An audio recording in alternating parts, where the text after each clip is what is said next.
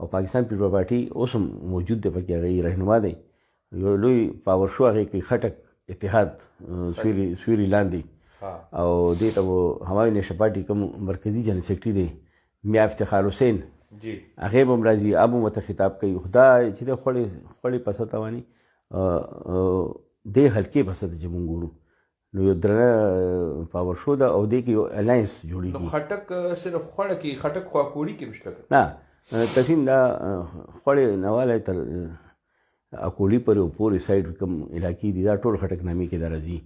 نو دا ته یو الاینس جوړ کړو چې کوم دغه علاقې چې کوم اوسېدونکي دی نو هغه ته به ووټ ورکوي چې یو خټک نامې نه د خټک قوم یو نماینده منتخب شي، راشي د علاقې مسایل نه چې باخبر وي، علاقې مسایل دلته اوسېږي، د علاقې مسایل نه باخبر وي او دا مسایل بهتر طریقې سره حل کړي.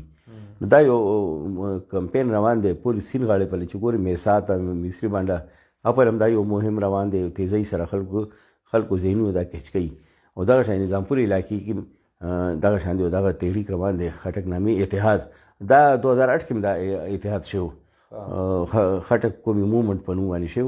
په هغې کې دا رزلټ راوتی و چې علاقې کم خټک قوم چې دی نو هغوی بصیرخټک کامیاب کړی و، آزاد حیثیت باندې کامیاب کړی و، پارټۍ ووټ بینک ورسره نه و، آزاد حیثیت کامیاب کړی و.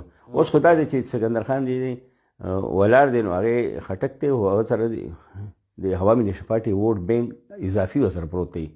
او که خټک اتحاد چې کوم دی ناره والي هغه عملي جامه ورته پهناو شوه او عوام په دې باندې متفق شو نو دا سیټ ټولن به دته ګرانه نه دی سکندر خان خټک ته به ډېر لوی لیډ سره و دی.